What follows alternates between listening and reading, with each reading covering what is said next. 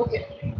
So today we will discuss about perquisites under section 17, subsection 2, clause 3. That is perquisites taxable only for specified employee. So there are 5 perquisites which are taxable only in case of specified employee. The question will specifically mention that these are the specified employees and these are the 5 perquisites which will be taxable. Motor car, servant, gas, electricity, water, education facility and transport facility. Okay.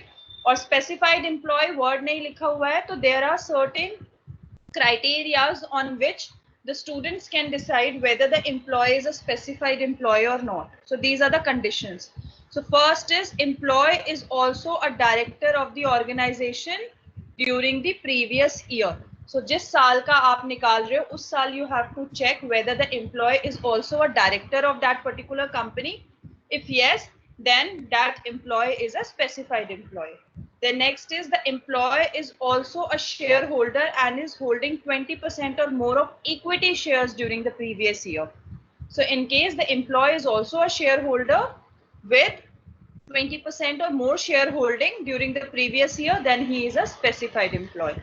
The third one is the taxable monetary salary from one or more employer is more than rupees 50,000. So taxable salary word है यहाँ पे taxable, okay? So monetary salary अगर कोई भी in cash अगर उसको जो salary मिल रही है including the allowances and monetary perquisite सब कुछ मिला के अगर उसकी taxable salary is greater than 50,000 then it is considered as a specified employee. So you have to check whenever these 5 facilities are provided. The second thing you have to check is whether the employee is a specified employer or not.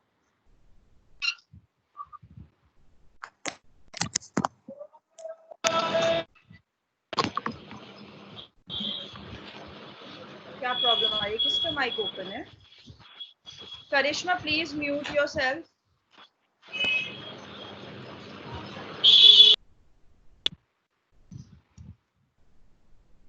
So every time whenever there is this kind of facility given in the question, always remember that you have to check whether the employee is a specified employee or not, because these are taxable only in case of specified employees, otherwise these are not taxable.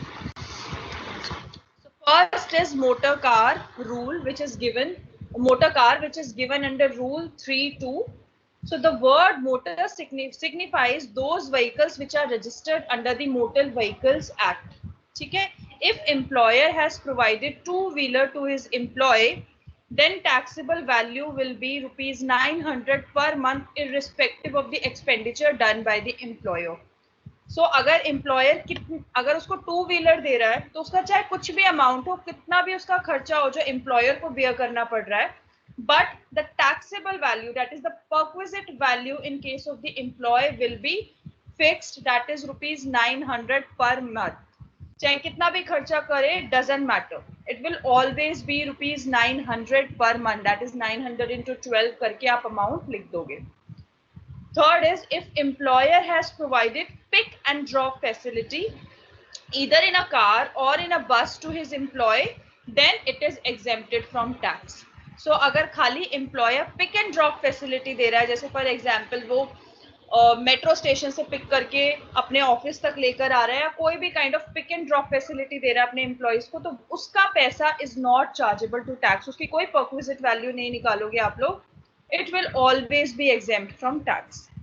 The fourth one is if employer has taken a car on rent and provided to employee, or employer is the owner of car and it is provided to employee and employee uses the car. ठीक है, कि अगर या तो employer ने कोई car rent पे लेकर एम्प्लॉय के यूज के लिए दी हुई है, या फिर वो खुद ओनर है कार का और उसने एम्प्लॉय को यूज करने के लिए दी है. Then first is in case the employee uses only for official purposes, that is wholly and exclusively for official purposes, then it is exempted if employer maintains logbook. Logbook क्या है? Daily entry, that this is the time when he has taken the car for that particular official purpose, then इतने time के बाद वो आ गया, यहाँ पे गया है, इतना उसका खर्चा लगा है. So all the entries the employer is entering into a logbook. Okay, so अगर ऐसा कुछ ऑफिशियल पर्पस है और प्लस आपका एम्प्लॉयर लॉगबुक भी बना रहा है, देन इट इज एग्जेम्प्टेड. अगर एम्प्लॉयर लॉगबुक नहीं बना रहा है, then it is not exempted and this then it will be charge to tax. The second one is in case the employee uses for personal purposes. अगर personal purposes के लिए कर रहा है, अपने खुद के यूज के लिए, so first condition is if car is taken on rent by employer. So अगर rent पे लेकर दी हुई है employee को और employee personal purpose के लिए यूज कर रहा है, then the perquisite value will be actual hire charges less any amount charged by employer from employee. तो एक्चुअल में जो उसका रेंट का चार्ज होगा वो परक्विजिट वैल्यू होगी, but in case employer is charging any amount from the employee, then it will be allowed to be reduced. तो उसको आप सब्ट्रैक्ट कर दोगे. सेकेंड केस कि अगर car is owned by employer, तो in that case perquisite value क्या होगी? सारा aggregate, all the running and maintenance expenses, depreciation at the rate of 10% of cost of car. It means it is SLM, time method है. Direct आप 10% पे दे दोगे cost के, plus salary of driver. So इन तीनों को ऐड करके you will calculate the perquisite value and then you can subtract in case any amount is charged by the employer from employee. ठीक है, so this is for the personal purposes कि in case अगर employee अपने personal purpose के लिए car use कर रहा है, तो you have to check 2 points कि रेंट पे है या फिर ओन्ड बाय है एम्प्लॉयर. उसके बाद you have to add up in order to calculate the perquisite value, and whatever amount is charged by the employer from employee, it is allowed to be reduced.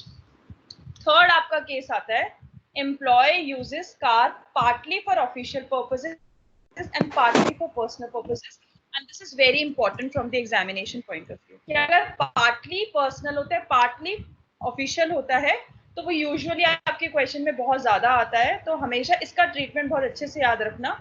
So in case expenditure is done by employer, ठीक है, कि जो भी खर्चा है if it is done by employer, then big car के case में perquisite value will be 2,400 per month and small car के लिए perquisite value is 1,800 per month.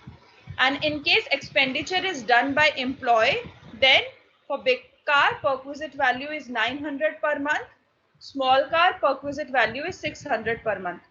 So जब भी क्वेश्चन में ऐसा आएगा कि employee is using the car partly for his personal purposes and partly for official purposes, then the second thing you have to check who is making the expenditures. So in case employer is making the expenditures, then big car and small car के case में है 2,400 and 1,800 per month, और अगर employ कर रहा है तो big car and small car के केस में 900 and 600 पर मंथ. ठीक है, सो ये हमेशा याद कर लेना. And in case वो एक ड्राइवर भी दे रहा है along with the car, then you have to add up 900 per month. In both the cases, whether the employer is making the payment or whether employee is making the payment, you just have to add up additional 900 per month, which is the taxable value of the driver. ठीक है, and this is very very important. ये हमेशा याद रखना. So इसमें कुछ important points क्या है? Whether a car is a big or small will not depend upon its size or its luxury. Rather, it will depend upon the engine power of the car. So in case the engine power of the car is more than 1600 cc or 1.6 liters, then it is considered as a big car. And if engine power of the car is less than or equals to 1600 cc, then it is a small car. So हमेशा question में specifically mention होगा that is what is the engine capacity of the car. अगर engine capacity जो car की है वो 1600 CC से कम है, इक्वल्स टू नहीं है, अगर कम है तो स्मॉल कार है, अगर बराबर है 1600 सीसी या उससे ज्यादा है then it is a big car. Okay, नहीं sorry I have made a mistake here. अगर 1600 से ज्यादा है तो बिग कार है, अगर इक्वल्स टू और कम है then it is a small car. तो अगर 1600 सीसी की कोई कार है तो it is considered as a small car. ठीक है, so always remember to check about the engine capacity, और इंजन कैपेसिटी से ही आप एक बार डिटरमिन कर लोगे कि ये बिग है या स्मॉल है. उसके बाद आप चेक करोगे एक्सपेंडिचर कौन कर रहा है और उसके अकॉर्डिंगली आप वैल्यू डाल दोगे.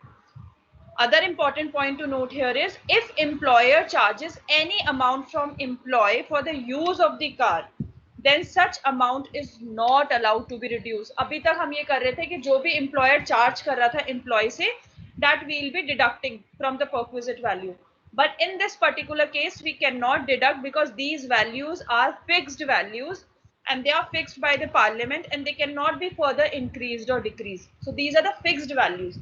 चाहे कितना भी वो चार्ज कर ले, चाहे ज्यादा चार्ज कर ले, बट अगर कार उसने दी है एम्प्लॉय को और वो पार्टली पर्सनल और पार्टली ऑफिशियल पर्पस के लिए यूज कर रहा है, तो these are the fixed values. ये जो 2400, 1800 और ये 900, ये 900, 600 जितनी भी वैल्यूज है इसमें, दीज आर फिक्स्ड वैल्यूज। तो आप कोई भी अमाउंट अगर एक्सपेंडिचर एम्प्लॉयर चार्ज कर रहा है तो it will not be allowed to be reduce. The third important point is these values are calculated on monthly basis and month means completed months. तो इसमें जो भी आप कैलकुलेट करोगे पर मंथ के केस में, it will always B for completed months, जितने months के लिए उसको यूज करने के लिए दी है। अगर उसने कुछ मंथ्स और फिर कुछ दिन यूज किया है तो आप खाली मंथ्स का ही कैलकुलेट करोगे, दिन का आप कैलकुलेट नहीं करोगे, फ्रैक्शन ऑफ मंथ्स नहीं होगी इसमें calculate. So let's understand few more points, then we'll move to the question. Fifth point is in case car is owned by employee. तो अभी तक हमने क्या किया था, car is given by the employer who has taken either on rent or it is owned by the employer. Now this is the case when it is actually owned by the employee, uses by employee, but expenditures of car are borne by employer. So अगर ऐसा कुछ case है तो again if it is for official purpose then all the expenditures will be exempted for the employer in case the employer maintains logbook. तो अगर वो log book बनाता है, प्रॉपर रिकॉर्डिंग करता है सारी ट्रांजैक्शंस की, then it will be exempted in case employee uses for official purpose. In case employee uses for personal purposes, then the actual expenditure incurred by the employer will be taxable for the employee. It is basically a case of obligations of employee met by the employer and therefore it will be taxable for specified as well as for non-specified employees. अगर कोई भी खर्चा, remember हम लोगों ने किया था ना, अगर कोई भी ऑब्लिगेशन होती है एम्प्लॉय की जो उसको डिस्चार्ज करनी पड़ती है, बट उसकी जगह अगर कुछ एम्प्लॉयर कर रहा होता है तो it is always taxable for the employee. So अगर एम्प्लॉय की कोई कार है वो अपने पर्पस के लिए यूज कर रहा है, पर्सनल पर्पस के लिए, तो जो भी एक्सपेंडिचर एम्प्लॉयर उसके लिए बेयर कर रहा है that will always be taxable for the employee because this is the case of obligation of employee met by employer. तो इसमें स्पेसिफाइड और नॉन स्पेसिफाइड एम्प्लॉय का कोई रोल नहीं है, ये तो हमेशा टैक्सेबल होता है। Then the third one is partly for official and partly for personal purposes. In case perquisite value क्या होगी आपकी, expenditure done by employer less 2400 per month or 1800 per month depending upon the size of the car less 900 per month for car. आप ऐसे subtract करके you will calculate the perquisite value कि जो भी employer expenditure कर रहा है उस एम्प्लॉय की कार पे, then you will subtract. Size देखोगे, अगर बिग है तो 2400, स्मॉल है तो 1800 and then again you subtract the 900 per month that is the driver salary for the car and in that particular case you can calculate the perquisite value. Then the next one is pools of car. So if employer has provided more than one car to employee and all the cars are used for official and personal purposes, then any one car at the choice of the employee will be taxable as per the rules of the partly official or partly personal purposes, and then all other cars will be taxable as per the rules of personal purposes. इसका मतलब ये है कि अगर employer एक से ज्यादा car दे रहा है एम्प्लॉयज को, तो हमेशा एक ऑप्शन अवेलेबल होता है एम्प्लॉय के पास कि वो एक को तो ऐसे टैक्सेबल कराएगा as per the rules of partly official और पार्टली पर्सनल पर्पसेस, और बाकी जितनी भी हैं, फॉर एग्जांपल 4 थी तो एक को तो पीओपीपी के बेसिस पे कराएगा, बाकी जितने भी हैं उनको सबको पर्सनल पर्पसेस के बेसिस पे कैलकुलेट करेगा। So this is it regarding to the concept of motor car. Now we'll just do the question. So Mr. X is working as a director in ABC company. So यहाँ पे director mention है, तो definitely he is a specified employee. Earning salary of rupees 1 lakh per month. The company provided him 2 cars and the details are as follows. So car 1 is Honda City and car 2 is MG Hector. These are the engine capacity. So Honda City के 1550 cc and इसके 1900 cc. So हमने सबसे पहले engine power से we have ascertained कि car 1 is a small car and car 2 is a big car. Now use. Use दोनों है, partly for official purposes and partly for personal purposes. But हमें पता है कि अगर एक से ज्यादा कार मिल रही है तो हम एक को ही कंसिडर कर सकते हैं पीओपीपी, दूसरे वाले को हमें पर्सनल पर्पस कंसिडर करना पड़ेगा। Then repairs and maintenance 65,000 and 80,000. Then cost is 1 lakh, 10 lakh and 12 lakh. These are the cost of the cars. Driver. So driver की क्या है सैलरी? 7,500 per month और इसके केस में 6,500 per month. Charged by employer from employee. So this is 1,000 per month, 1,000 per month. Now we have to choose, we have to make two combinations. First combination in which we are considering car 1 as POPP and car 2 as PP. ठीक है? POPP is your partly for official purpose and partly for personal purposes, और PP is your personal purposes. So car 1 आपकी POPP है तो हमें directly पता है कि इसकी फिक्स्ड वैल्यूज है, हमें एक्सपेंडिचर कुछ देखना ही नहीं है. So fixed values क्या है आपकी? Since Honda City is a small car, so it is 1800 and 900. Remember, 900 is for the driver and 1800 since all the expenditure is borne by the employer. So it is 1800 plus 900. ठीक है, driver और car दोनों की perquisite value निकाल रहे हो आप and you are multiplying it by 12, क्योंकि क्वेश्चन में कहीं मेंशन नहीं है कि कितने ड्यूरेशन के लिए कार दी थी. So we are assuming that it is for the entire 12 months. So you multiply this by 12, you get a value of 32,400. ठीक है?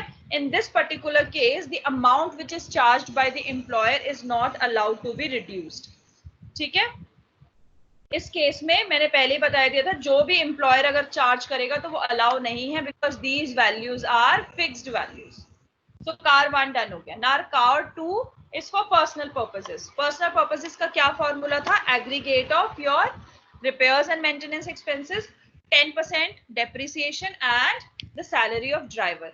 उसके बाद आप क्या सब्ट्रैक्ट करोगे इसमें से? Any amount which is charged by the employer from employer.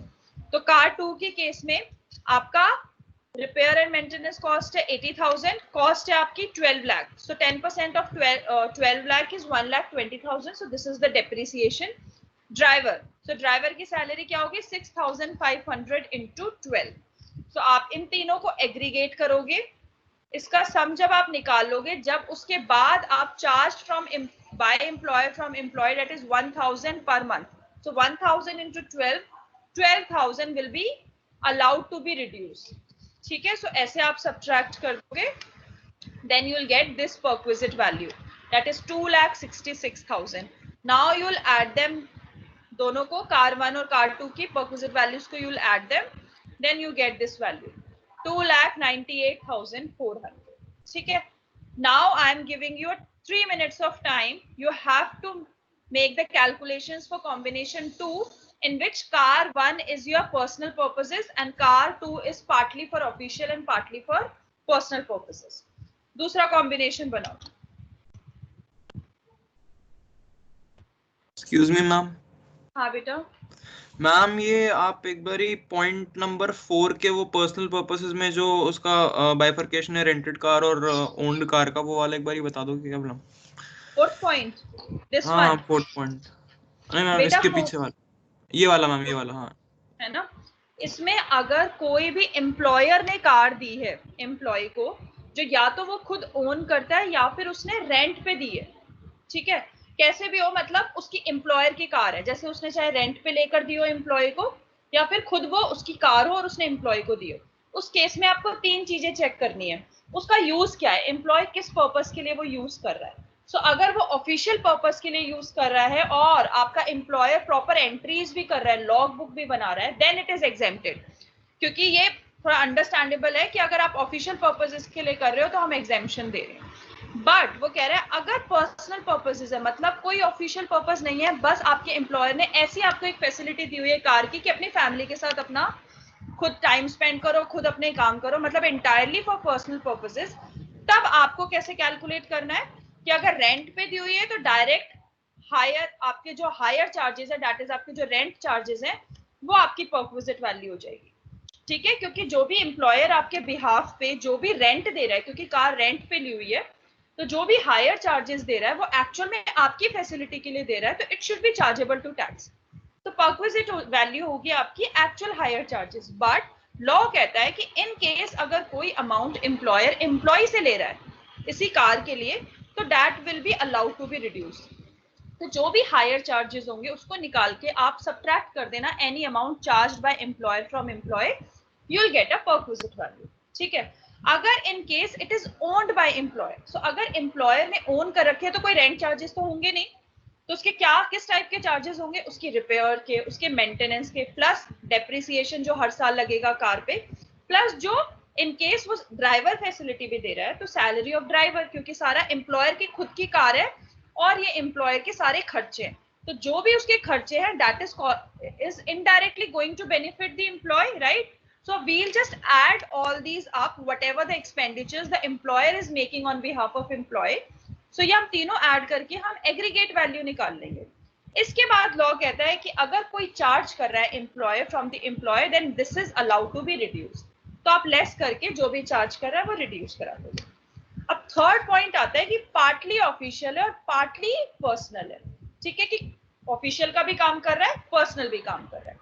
तो उस केस में आपको ये देखना है कि एक्सपेंडिचर कौन कर रहा है, कौन उसके एक्सपेंडिचर्स को बेयर कर रहा है, कौन उसके एक्सपेंसेस को बेयर कर रहा है। सो अगर एम्प्लॉयर बेयर कर रहा है तो एम्प्लॉय के केस में, बिग कार के केस में हो जाएगी डायरेक्ट 2400 पर मंथ, और अगर कार स्मॉल है तो 1800 पर मंथ। आपको कार के accordingly you have to calculate the perquisite value. Additional 900 in case driver भी प्रोवाइड है। तो जैसे बिग कार थी तो बिग कार के केस में क्या होगा, 2400 पर मंथ तो कार की परक्विजिट वैल्यू हो गई, 900 पर मंथ आपके ड्राइवर की परक्विजिट वैल्यू हो गई।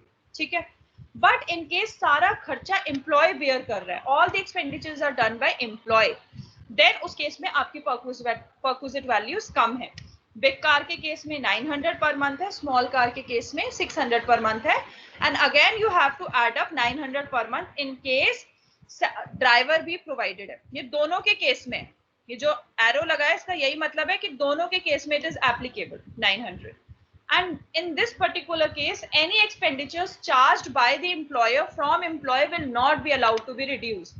These are fixed values.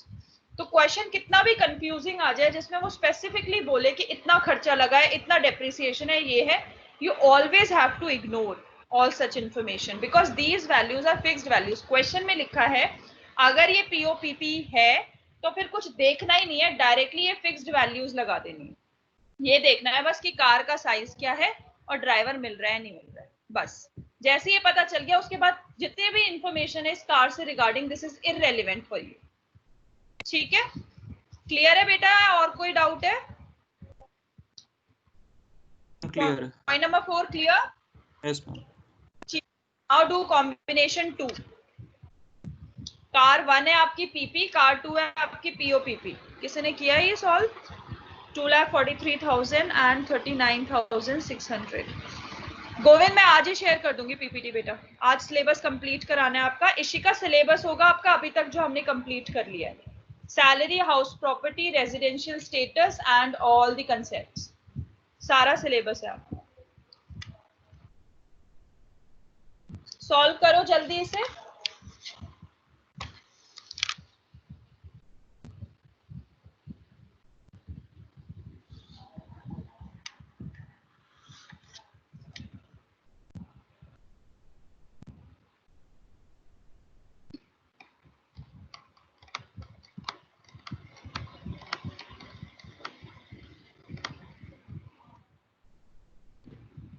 और आंसर्स दो बेटा मेरे को, या सबके मैच कर रहे हैं आदित्य से?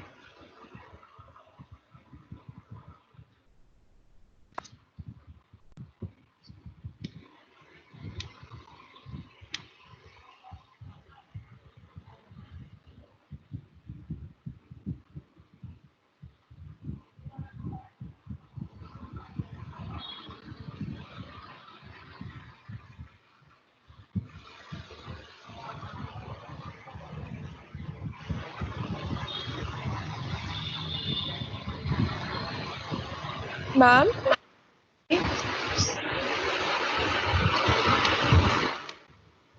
बोलो। मैम डेप्रिसिएशन का रेट क्या था? 10%। ओके 10% SLM है आपका, डायरेक्ट ओके मैम। 10% साल लगेगा। ओके, कोमल ने भी आंसर दिया है, ईशा ने टोटल आंसर दिया है विच इज ओके, ठीक है। चलो, now we will see the solution. So the answer is 2,82,600. That is 2,43,000 in first case and 39,600 in second case. So Aditya ka answer is correct. Manan ka answer is correct. So total perquisite value should be 2,82,600. So आपने car 1 since it was PP, तो आपने car 1 के expenses लिए 65,000, then 10% of 10 lakh is 1 lakh, then 7,500 into 12, then you have add them तीनों के तीनों, उसके बाद आपने 12,000 सब्ट्रैक्ट किया, तो आपकी perquisite value आ गई है 2,43,000. And in car 2, since it is a big car, उसकी engine capacity is much higher, so आप directly 2,400 per month plus driver provided था तो 900. या आपने डायरेक्ट मल्टीप्लाई किया, amount charged by employer was not allowed to be reduce, तो दोनों को ऐड किया, ऐड करते ही आपका अमाउंट आ गया 2,82,600. Clear to everyone?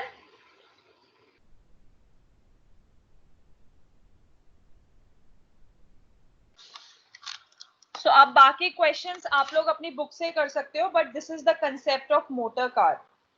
ठीक है, कि हमेशा आपको हर क्वेश्चन में अगर मोटर कार है तो आपको 3-4 चीजों पे ध्यान देना ही पड़ेगा कि साइज क्या है, कौन इसको एक्चुअल में कौन इसके एक्सपेंसेस बेयर कर रहा है और किस रीजन की वजह से वो यूज हो रही है. आपको सारा क्वेश्चन में एनालाइज करना पड़ेगा. Clear? Should I move to the next concept now? अब इसमें परक्विजिट वैल्यू क्या लेंगे हम? कॉम्बिनेशन 2, क्योंकि कॉम्बिनेशन 1 ज्यादा परक्विजिट वैल्यू दे रहा है, and it is always given as an option to the employee to choose any combination he wants in which one car is to be treated as POPP and the other car will be treated as PP. So वो हमेशा वही combination choose करेगा जो combination उसकी less taxable income दिखाएगा. So in this case he will choose combination 2. ठीक है, तो अगर क्वेश्चन में ऐसा कुछ भी है तो आपको आंसर लिखना पड़ेगा कि उसकी परक्विजिट वैल्यू कौन से कॉम्बिनेशन की होनी चाहिए. तो आप लिख देना कि it should B from combination 2 since it's value is the least. Okay, now this is the second rule, that is servant, which is under rule 3, sub rule 3. So servants include your watchman, cook, gardener or domestic servant, but it does not include driver. ठीक है, servant अगर है, अगर watchman है, cook है, gardener है या कोई servant है, domestic servant for carrying your domestic household work, उसके अलावा अगर ड्राइवर है तो ड्राइवर कभी भी इस डेफिनेशन में नहीं आएगा. ड्राइवर का treatment is different. If servant is employed by the employer but services are used by the employee, अगर एम्प्लॉयर ने उसको हायर किया हुआ है और सारी सर्विसेज एम्प्लॉय उसकी यूज कर रहा है, then it is always taxable for the specified employee only. Specified employee के ही केस में अगर दूसरे एम्प्लॉयज है तब सर्वेंट आपका वो होता है, exempted होता है. In case the perquisite value you have to calculate, this will be the salary of the servant which is paid by the employer. Subtract in case any amount is paid by employee to employer for the use of the service of servant. So perquisite value क्या होगी? जो actual में salary दे रहा है employer servant को, but in case अगर employer कोई भी amount charge कर रहा है from the employee, then it will be allowed to reduce. तो आप जो भी सैलरी से परक्विजिट वैल्यू निकालोगे उसमें से आप सब्ट्रैक्ट कर दोगे जो भी अगर कुछ एक्सपेंडिचर आपका एम्प्लॉयर एम्प्लॉय से चार्ज कर रहा है तो. Then third last one is if employer is owner of accommodation which is used by employee. तो कोई अकोमोडेशन है, कोई घर भी है जो एम्प्लॉयर ओन करता है और उसने एम्प्लॉय के लिए यूज करने के लिए दी हुई है, and along with that employer also provides gardener along with the accommodation.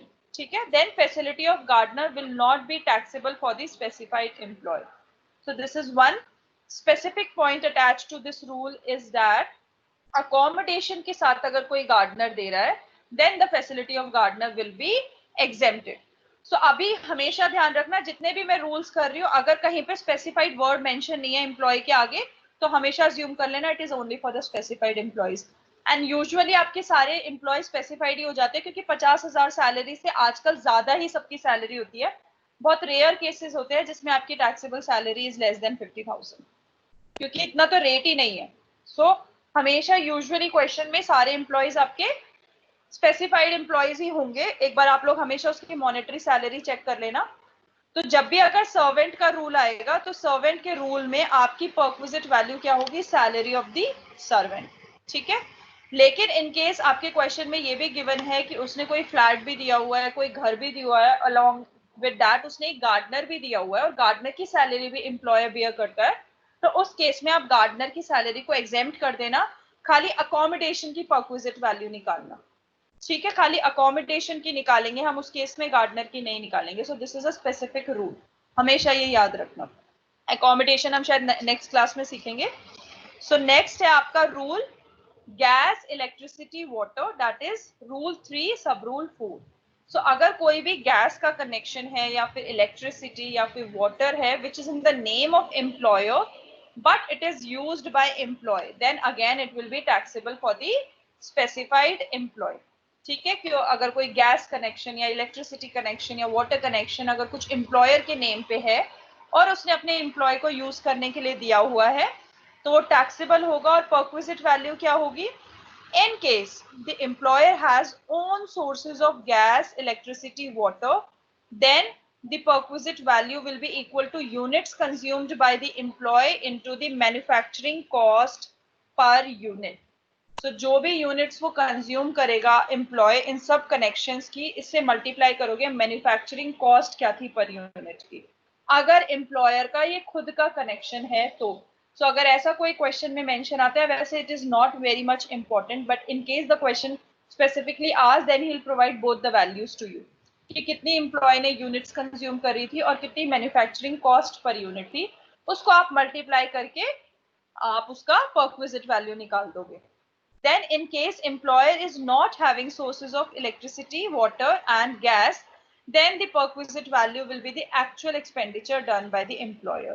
So this is again the case of obligation of employee met by the employer.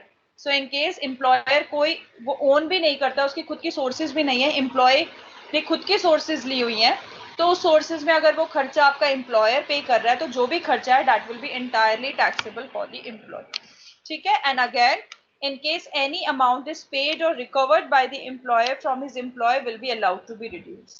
तो अगर कोई भी एम्प्लॉयर चार्ज कर रहा है एम्प्लॉय से, then in that case the perquisite value will be allowed to be reduce, ठीक है। सो गैस, इलेक्ट्रिसिटी और वाटर के कनेक्शन में भी you have to always make sure कि who is owning that source. अगर एम्प्लॉयर कर रहा है तो ये ट्रीटमेंट है, अगर एम्प्लॉयर नहीं कर रहा तो एक्चुअल एक्सपेंडिचर है, ठीक है। Next is education facility, which is under rule sub rule 5, and this is very important from the examination point of view. Education facility का बहुत questions आ जाते हैं।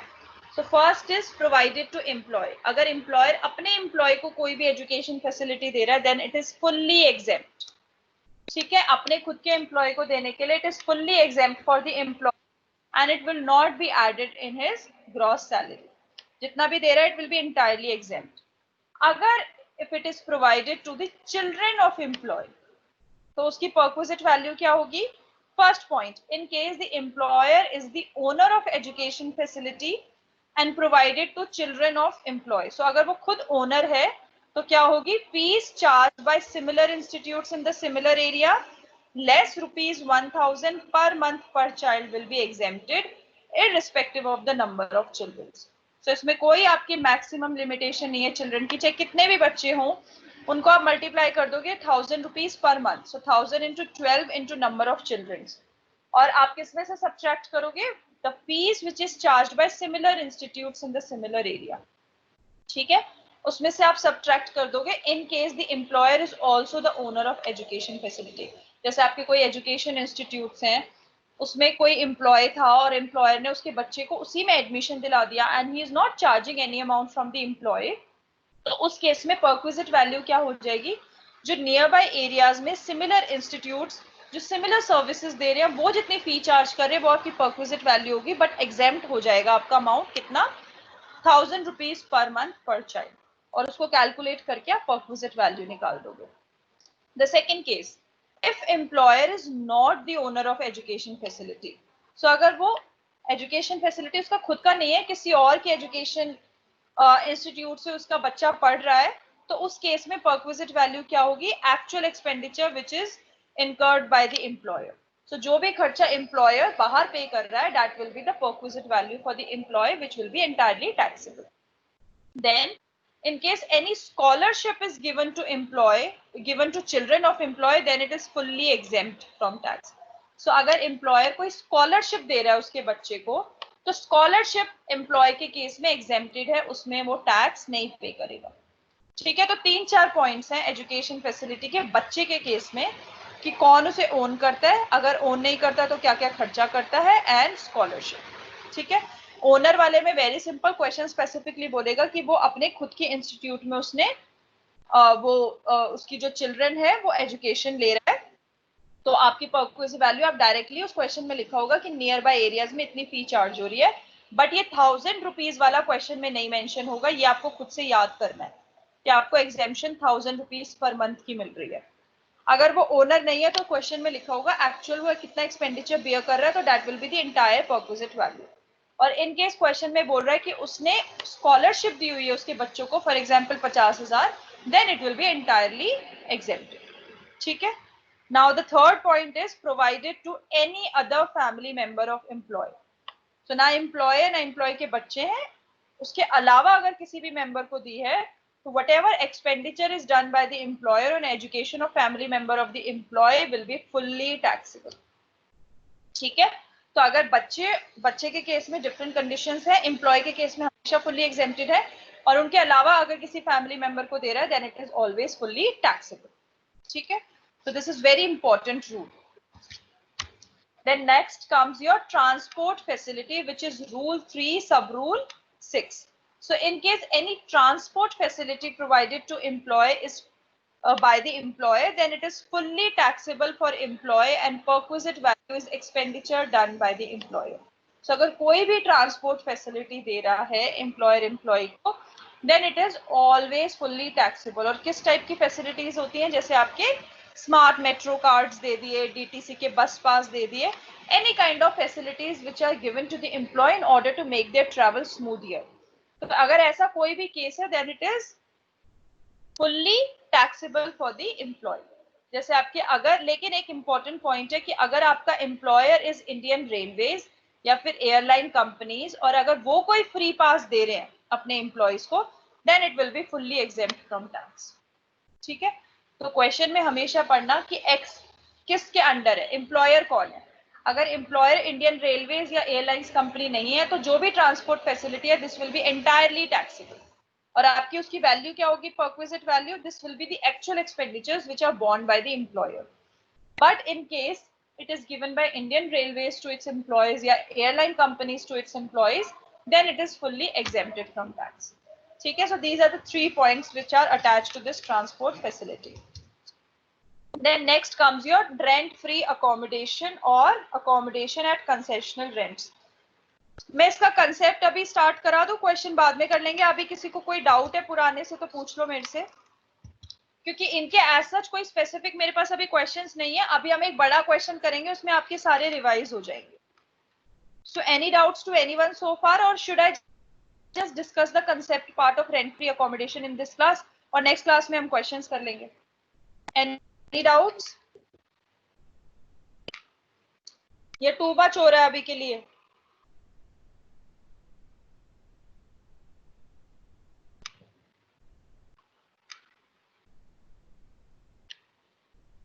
चलो ठीक है, फिर रेंट फ्री वाला हम नेक्स्ट क्लास में करते हैं।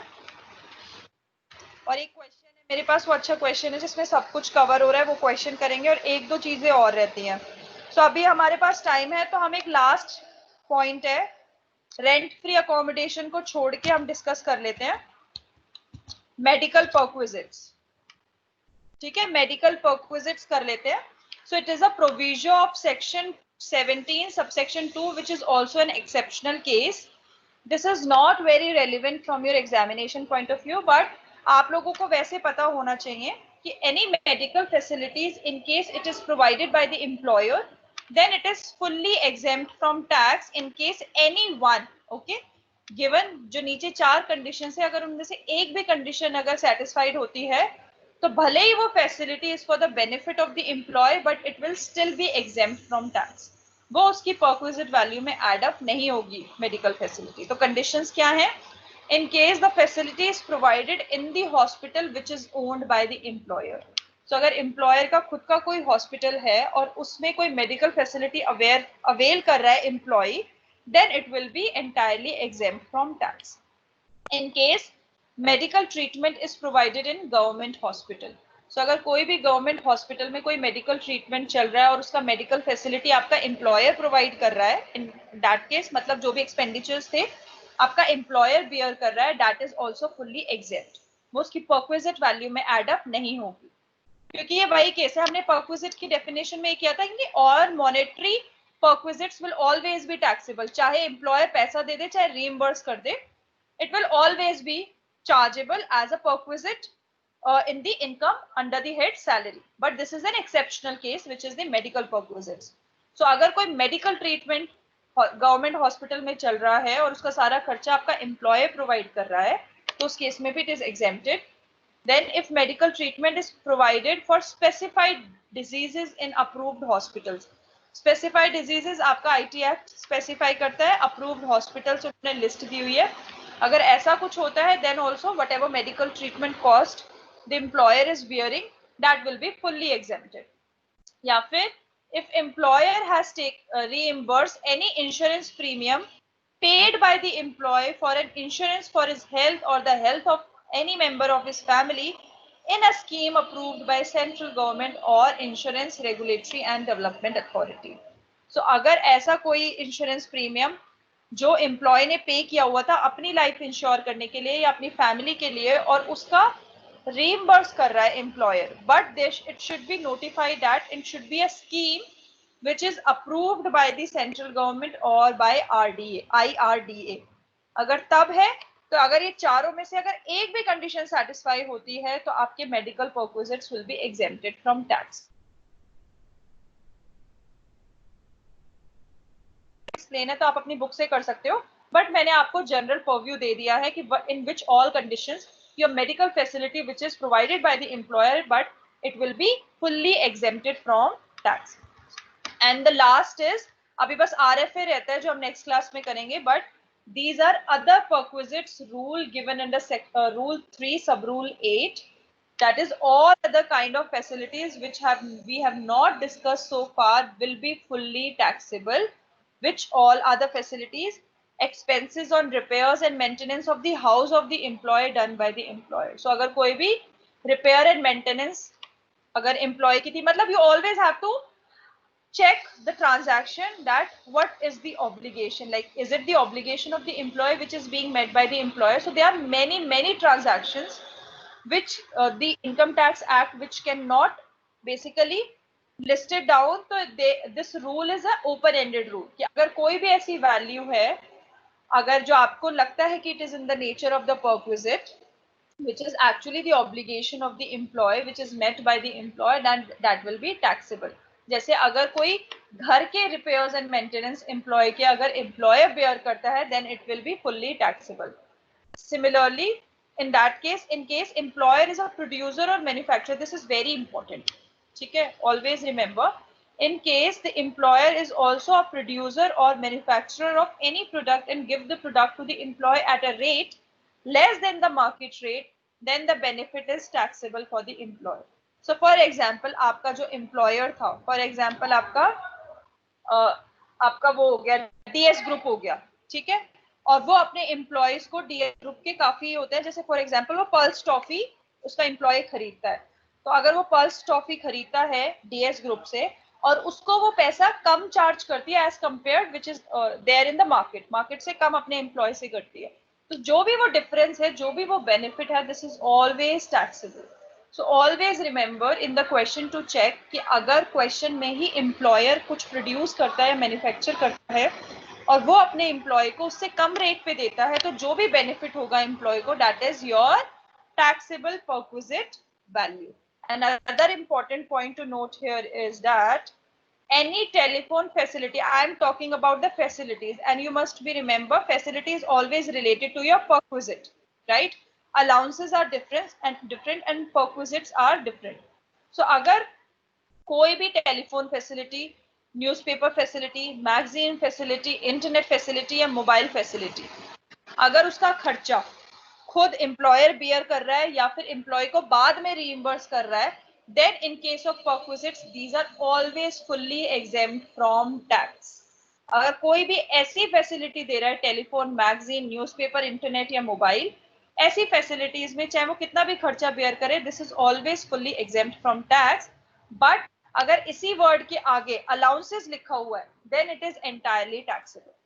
अगर टेलीफोन अलाउंस है, न्यूज़पेपर अलाउंस है, मैगजीन अलाउंस है, internet allowance, mobile allowance, so अगर अलाउंसेस है तो means allowances are always taxable. अगर फैसिलिटी वर्ड लिखा हुआ है then it is always exempted. तो ये पांचों के पांचों बहुत अच्छे से याद कर लेना. अब हमारा खाली रेंट फ्री अकोमोडेशन रहता है, that we'll do in the next class. Let me just stop the recording.